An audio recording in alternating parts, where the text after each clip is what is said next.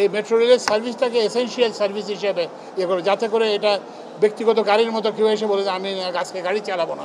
দাবি দেওয়া একটা আলাদা জিনিস, কিন্তু এটার জন্য মেট্রো রেল কেন বন্ধ করতে হবে? মিরপুর 10 হচ্ছে সবচেয়ে বেশি ক্ষতিগ্রস্ত, তো এবং ওখান থেকেই সবচেয়ে বেশি যাত্রীও আবার সেখান থেকে বেশি। তো ওই জন্য আমরা এইসব বিবেচনা করব এবং এই প্রক্রিয়াটাকে আরও ত্বরান্বিত করার জন্য আজকে জাপানি রাষ্ট্রদূত আমার সঙ্গে দেখা করতে আসবেন, তো তার সঙ্গেও আমরা এটা কিভাবে আরও ত্বরান্বিত করা যায় সেটা করব।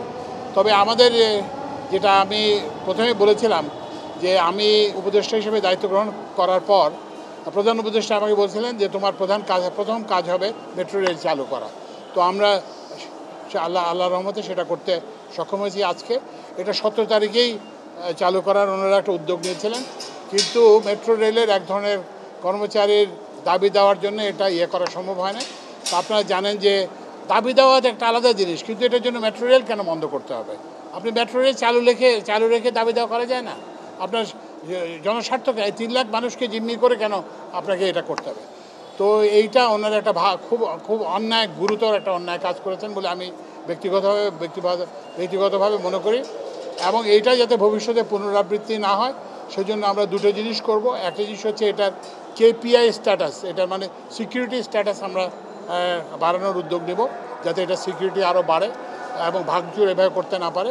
আরেকটা হচ্ছে এই মেট্রো রেলের সার্ভিসটাকে এসেনশিয়াল সার্ভিস হিসেবে ইয়ে করে, যাতে করে এটা ব্যক্তিগত গাড়ির মতো কেউ এসে বলে যে আমি আজকে গাড়ি চালাবো না, এটা তো কোনো কাজের কথা হতে পারে না।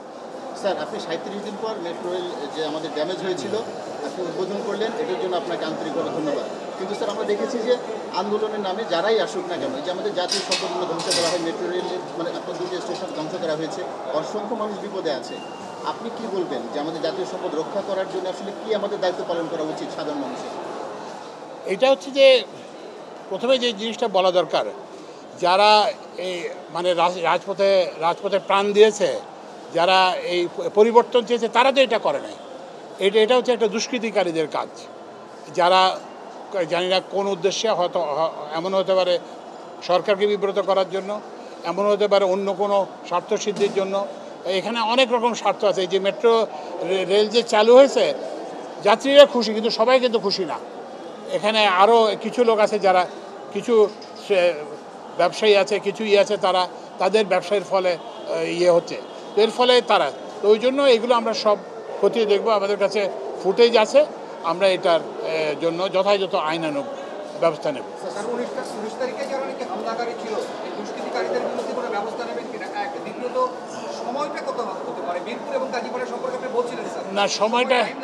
না টাইমলাইনটা বললাম যে টাইমলাইনটা এখন আমাদের কাছে আসে নাই, কারণ ওরা এখন ড্যামেজটা অ্যাসেসমেন্ট করতেছেন। এর মধ্যে যেটা বললাম যে কিছু জিনিস আছে স্থানীয়ভাবে সংগ্রহ করা যাবে এবং স্থানীয়ভাবে, সেটার জন্য অলরেডি সচিব মহোদয় নির্দেশ দিয়ে দিয়েছেন MD ঢাকা মেট্রোকে, এবং সেগুলো অচিরেই শুরু হয়ে যাবে। কিন্তু কিছু জিনিস আছে আমদানি নির্ভর, তো সেই আমদানি যেমন আপনারা যে ওই যে দিয়ে ঢোকেন, ওই যে তারপরে হচ্ছে যে কন্ট্রোল রুম যেটা, তো এগুলো কিন্তু আমদানি নির্ভর, এবং এগুলো করে শেলফে পাওয়া যায় না, যে আপনি যাই কিনে নিলেন তা না। আপনি এখান থেকে আদেশ নির্দেশ করবেন, তারপরে ওরা আর বানাবে। তো যাই হোক, এই প্রক্রিয়াটাকে যত দ্রুততর করা সম্ভব আমরা সেটা করার চেষ্টা করব। না আমরা বুঝছেন যে আমরা তো এটা তো খোলা সরকার, এটা সবার সরকার। যারা আমাদেরকে পছন্দ করে না, আমরা তাদেরও সরকার।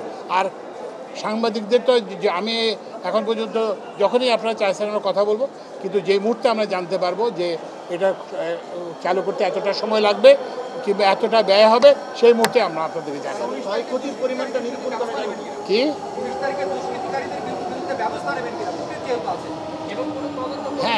হ্যাঁ আমরা নিশ্চয়ই আইনানুগ ব্যবস্থা নেব। না এখনো বললাম না, এই কাজ চলছে, এটা চলমান আছে, এবং আমরা যখনই জানতে পারবো ক্ষয়ক্ষতির পরিমাণ, তারপরে হচ্ছে যে কত সময় লাগবে চালু করতে, সেটা আপনাদের সাথে জানিয়ে দেব।